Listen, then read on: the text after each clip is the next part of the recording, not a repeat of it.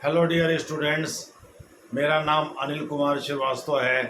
मैं PSIR optional में पढ़ाता हूँ। ऐच्छिक विषय में पॉलिटिकल साइंस इंटरनेशनल रिलेशंस पढ़ाता हूँ और जीएस पेपर सेकंड जो यूपीएससी ने प्रेस्क्राइब किया अरुण निगवेकर कमेटी के आधार पर 2013 से लागू है वो पूरा पढ़ाता हूँ। यानी polity, governance, constitution, social justice और इंटरनेशनल रिलेशंस पूरा पढ़ाता हूँ। पेपर थर्ड में इंटरनल सिक्योरिटी पढ़ाता हूँ, जैसा कि मैं पहले से बताते आ रहा हूँ। खैर, मैं आज जो जिस विषय पर चर्चा करने जा रहा हूँ वो करंट अफेयर से संबंधित है। आप सभी लोगों को पता है, पहले से अनाउंस किया हुआ है कि मंडे टू सैटरडे हम करंट अफेयर्स पर चर्चा करेंगे और केवल संडे के दिन PSIR के किसी टॉपिक पर चर्चा करेंगे। हालांकि आज मैं उसे बदल रहा हूँ, Monday to Thursday, Monday, Tuesday, Wednesday, Thursday, यानी 4 दिन सप्ताह में करंट अफेयर्स या किसी ट्रेडिशनल नॉलेज के टॉपिक पर चर्चा किया जाएगा। और फ्राइडे, सैटरडे, संडे 3 दिन यानी 7 दिन में 4 दिन हम लोग करंट अफेयर्स यानी GK GS में से किसी भी टॉपिक पर चर्चा करेंगे। और फ्राइडे, सैटरडे, संडे को PSIR के कोशिश करेंगे कि पेपर फर्स्ट, पेपर सेकंड दोनों कवर हो जाएं। इसमें 2 पेपर 250 अंक के होते हैं। पेपर फर्स्ट में आपको पता ही है कि पॉलिटिकल साइंस से रिलेटेड चीज़ें हैं, जिसमें आइडियोलॉजीज़ और थॉट्स मेन होते हैं, यानी विचारधाराएं और थॉट्स मेन होते हैं, और सब अप्रोच तो बहुत सिंपल चीज़ है। और पेपर सेकंड में कंपेरेटिव पॉलिटिक्स और इंटरनेशनल रिलेशंस होता है, यानी तुलनात्मक राजनीति और अंतर्राष्ट्रीय संबंध पर चर्चा होती है। तो फ्राइडे, सैटरडे, संडे 3 दिन में दोनों पेपर से हम चर्चा करेंगे। खास करके उन टॉपिक को टच करेंगे जिनसे क्वेश्चन पूछे जा सकते हैं 2024 में, इसी पर फोकस होगा। खैर, आज हम लोग करंट अफेयर्स पर ही चर्चा करेंगे और आज के करंट अफेयर्स का टॉपिक है सुप्रीम कोर्ट में RG कार मेडिकल कॉलेज में के बारे में जो CBI जांच कर रही है, जिसका स्वतः संज्ञान सुप्रीम कोर्ट ने लिया था संभवतः 13 अगस्त 2024 को। चूँकि ये अगस्त की घटना है, तो इस मामले में सुप्रीम कोर्ट ने जो भी किया है वो उसकी सुनवाई आज हुई है और इसमें CBI को 1 सप्ताह का समय और दे दिया गया है, यानी 17 सितंबर तक का समय और दे दिया गया है। अब सुप्रीम कोर्ट 17 सितंबर को या उसके बाद जब भी बैठेगा तो उसमें वो CBI के स्टेटस रिपोर्ट पर चर्चा करेगा। एक्चुअली इस बीच में संदीप घोष, जो कि RG कार मेडिकल कॉलेज के पूर्व प्रिंसिपल हैं, वो भी आए थे supreme court Calcutta high court के फैसले के विरुद्ध। कलकत्ता हाई कोर्ट ने संदीप घोष के विरुद्ध वित्तीय अनियमितता की जांच हेतु CBI को आदेश दिया था। तो इस आदेश को न मानने संबंधी याचिका लेकर के वो सुप्रीम कोर्ट आए थे, लेकिन सुप्रीम कोर्ट से उनको मुंह की खानी पड़ी। सुप्रीम कोर्ट ने उनके पिटीशन को रिजेक्ट कर दिया और बेचारे मुंह लटका कर फिर से वापस हो गए, कलकत्ता चले गए। दूसरे शब्दों में डाउन कास्ट फेसेस के साथ वो कलकत्ता वापस चले गए, बैरंग वापस चले गए, बैक टू पवेलियन हो गए। खैर, आज जिस विषय पर हम लोग चर्चा करेंगे वह RG कार मेडिकल कॉलेज पर सुप्रीम कोर्ट के सुनवाई 3 जजों की संविधान पीठ तो नहीं थी, 3 जजों की पीठ जिसकी अध्यक्षता DY चंद्रचूड़ साहब, जो कि सुप्रीम कोर्ट के चीफ जस्टिस हैं, उन्होंने ही किया।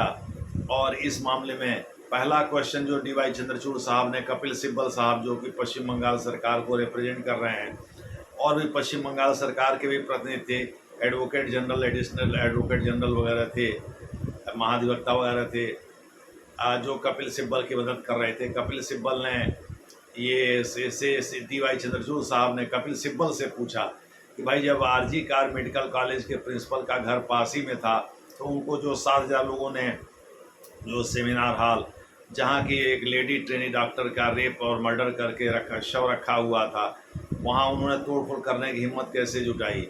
दूसरे शब्दों में, ये कौन लोग थे और कॉलेज से प्रिंसिपल साहब के घर की दूरी कितनी है, कितना समय लगता है वहाँ से आने में? तो चूँकि समय ज़्यादा लग गया था, तो इस पर CBI अब अपनी स्टेटस रिपोर्ट देगी। हालांकि कपिल सिब्बल ने तो इस पर कोई क्लैरिटी नहीं दी, लेकिन Tushar Mehta SG Tushar solicitor general, जो भारत सरकार के महाधिवक्ता हैं, तुषार मेहता साहब, उन्होंने ज़रूर इस पर एक बात कही कि 15 से 20 मिनट लगता है प्रिंसिपल साहब के घर से कॉलेज आने में, जबकि उस दिन ज़्यादा समय लगा था। प्रिंसिपल साहब मतलब सुप्रीम कोर्ट ये जानना चाहता था कहीं कन्नाइवेंस यानी मिली भगत तो नहीं है आरजी कार मेडिकल कॉलेज के प्रिंसिपल के बीच, पुलिस और सरकार के बीच उस समय मिली भगत तो नहीं थी। तो यही सुप्रीम कोर्ट जानना चाह रहा था, इसी वजह से उसने ये प्रश्न पूछा था। खैर, सीबीआई के स्टेटस रिपोर्ट में बहुत सारी बातें कही गई थी, जिसमें केंद्र सरकार का भी जिक्र किया तुषार मेहता ने। केंद्र सरकार का मानना है कि भाई वहाँ CISF central industrial security force के जो जवान लगाए गए हैं आरजी कार मेडिकल कॉलेज में, जो सीबीआई को भी दिए गए हैं ताकि जांच में उनकी सहूलियत हो। तो केंद्र सरकार ने राज्य सरकार पर ही आरोप लगाया कि भाई राज्य पुलिस इस मामले में सहयोग नहीं कर रही है CISF का। खैर, राज्य सरकार ने अपने एंटी रेप लॉ, जिसको अपराजिता एंटी रेप लॉ का नाम दिया है, उन्होंने इसका भी उल्लेख किया। आपको पहले मैं बता चुका हूं कि अपराजिता एंटी रेप लॉ यह एक दंडात्मक विधान है। दंडात्मक विधान यानी पीनल लॉज के मामले में राज्य सरकार केंद्र सरकार की तरह से ही सक्षम होती है कानून बनाने के लिए, चूँकि इसे कॉन्करेंट लिस्ट में रखा गया है, यानी समवर्ती सूची में रखा है। बस फ़र्क ये है कि पश्चिम बंगाल सरकार ने जो कानून बनाया वो केवल पश्चिम बंगाल राज्य तक ही प्रभावी होगा, उसके बाहर नहीं होगा। अगर पार्लियामेंट यही कानून बनाती तो पूरे देश में प्रभावी होता। खैर, तो इस प्रकार से उसने ये इसका जिक्र किया। आपको पहले बताया जा चुका है, इसमें 4 चीज़ों का मुख्य रूप से उल्लेख है।